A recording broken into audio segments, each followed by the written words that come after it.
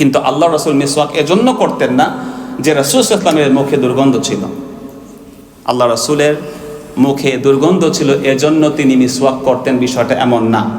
একজন শেখ অন্য মাযহাব মানে না, বুঝেন নাই, সে বলছে যে হাদিস শরীফে এসেছে, কদিন আগে লন্ডন ঘুরে গেছেন আল্লাহর বান্দা, সে ওয়াজ করেছে যে জিবরাইল ইসলাম, এটা হাদিস সহিহ, যে যখনই আল্লাহ রাসূলের কাছে আসতেন তখনই আল্লাহ রাসূলকে জিবরিল মিসওয়াক করতে বলতেন। সমস্ত মুহাদ্দিস এই হাদিস দিয়ে ব্যাখ্যা করেছেন মিসওয়াকের ফজিলত। আল্লাহ রাসূল বলেছেন, লাউলা আন আশুক্কা আলা উম্মতি লা আমারতুহুম বিসওয়াকি ইনদা কুল্লি সালাহ, যদি এটা কষ্ট না হতো আমার উম্মতের জন্য প্রত্যেক নামাজের আগে মিসওয়াক আমি ফরজ করে দিতাম। মিসওয়াক করা সুন্নত, গুরুত্ব বোঝানোর জন্য জিবরিল আমিন যখনই এসেছেন তখনই বলেছেন, নবী আপনি মিসওয়াক করেন। সমস্ত মুফাসসির, সমস্ত মুহাদ্দিস বলেছেন মিসওয়াকের গুরুত্ব বোঝানো হয়েছে। আর এই পাগল, অসভ্য, বেয়াদব, গুস্তাখে রাসূল, সে বলছে যে জিবরিল আমিন, এটা বানাই বলতেছে।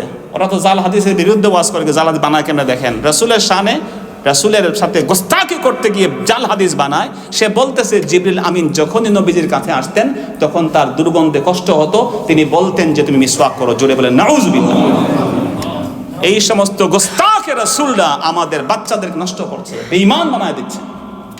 অথচ আল্লাহ রাসূল ইসলাম তিনি যখন কথা বলতেন, তিনি যখন থুতু ফেলতেন, হাদিস শরীফের মধ্যে উরওয়া বিন মাসউদ বলেছেন, আমি দেখেছি নবীজির কোন থুতু মোবারক মা ওয়াকা আলাল আরদি ইল্লা আলা ইয়াদির রাজুল, কোনদিন নবী যখনই থুতু ফেলতেন নবীজির মুখের লালা কোনদিন জমিনে পড়তে পারে নাই। সাহাবায়ে কেরাম হাত দিয়ে তা গ্রহণ করে চেহারায় মালিশ করে দিয়েছে। যেই নবীর ঘাম সাহাবায়ে কেরাম বোতলে নিয়েছেন, পাত্রে নিয়ে আতর ব্যবহার করেছেন, যেই নবীর রক্ত মোবারক শিঙা লাগায়াছেন হিজামা করে, কপিং করার পর রাসূল বলেছেন সাহাবী আব্দুল্লাহ বিন জুবাইরকে ফেলে দিয়ে আসো। মুহূর্তের মধ্যে তিনি চলে এসেছেন, নবী বলেছেন কোথায় ফেলেছ? আব্দুল্লাহ বিন জুবাইর বলেন, ইয়া রাসূলুল্লাহ, ইয়া হাবিবাল্লাহ, এত সুঘ্রাণ আপনার রক্ত মোবারক থেকে বের হয়েছে, আমি দুনিয়ার আর কোনো জায়গা পাই নাই, এমন জায়গায় রেখেছি দুনিয়ার কেউ তার নষ্ট করতে পারবে না। নবীজি বলেছেন তুমি নিশ্চয়ই এটা পান করে ফেলছো।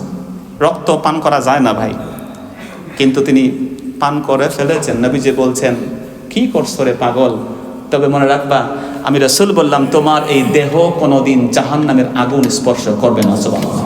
These are exceptions.